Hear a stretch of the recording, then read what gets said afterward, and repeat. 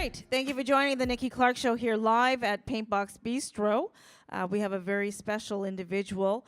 She is a grief healer. She has the company Intuitive Understanding. Please welcome Tammy Adams to the show. Hey, and I just discovered that you're also formerly an ECE, like I was.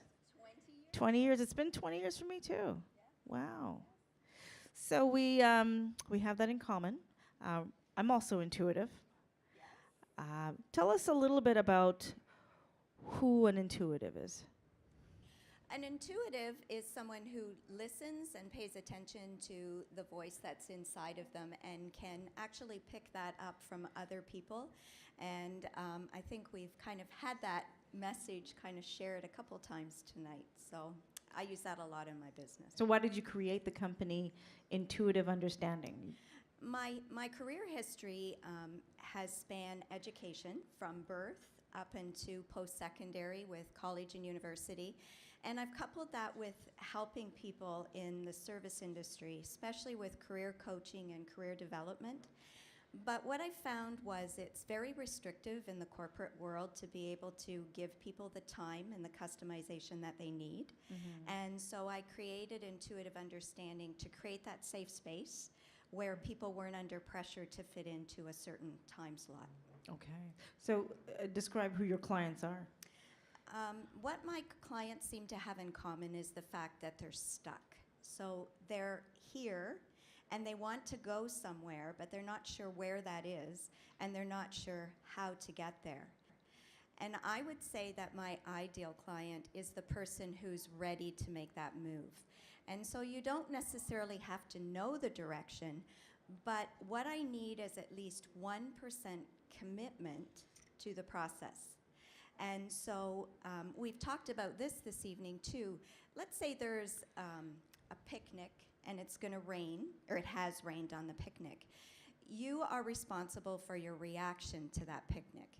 So you can either be really angry and pack up your toys and go home, or you can look at the rain for what it is and find a way to still make that day work. Mm-hmm. And those are the clients that I'm looking for. I want those people that are ready to take ownership of moving forward. Okay, very important. So now you have gone into another area, which is grief healing. So what is that? So grief recovery,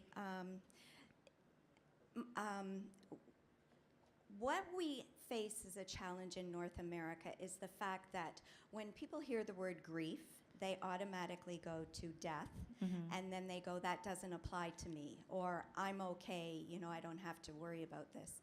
But really, there's over 40 reasons why a person might grieve. Really, 40? Over 40. And death and divorce are only 2 of those. And so one of the reasons that I decided to get into this line of work is I think that the greater part of the population is walking around with grief issues, and they're not even aware that they have them, number one. And so they're not able to work through those issues because they don't even know they exist. Mm-hmm. And that's an important part to understand. And I guess that speaks to just self-compassion. Because when I lost my best friend to cancer, I remember the grief being so overwhelming, and I didn't know when it was going to stop. And I felt guilty because I was still grieving over maybe a period of 2 years. I would just start crying for no apparent reason, but I knew internally what was going on. But I guess society tells you to get over it, walk it off, because you're grieving too long. But there's no expiration date for that.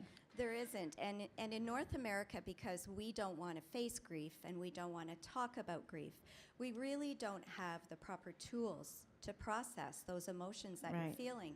And so it's much the same as a painter trying to paint a room with a screwdriver. We just don't have the proper tools. And yet, grief is almost always about something that we wished was better, different, or more. Mm-hmm.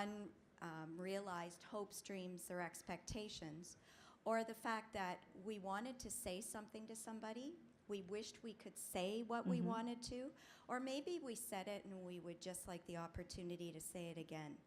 And so the grief recovery method actually offers the tools in order for you, especially in that case, to process and move through those emotions in a healthy way.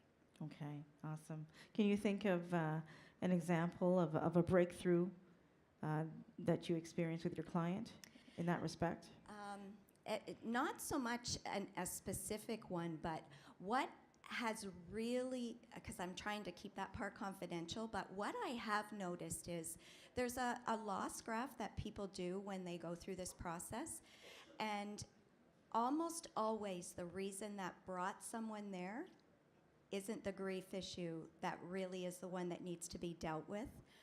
And it seems as though it was something that happened way back here, and because it wasn't resolved, it shows up again and again and again. And so it's your subconscious mind just begging for the opportunity to complete the emotions around the grief. Okay, so you're coming to just to remove that cycle.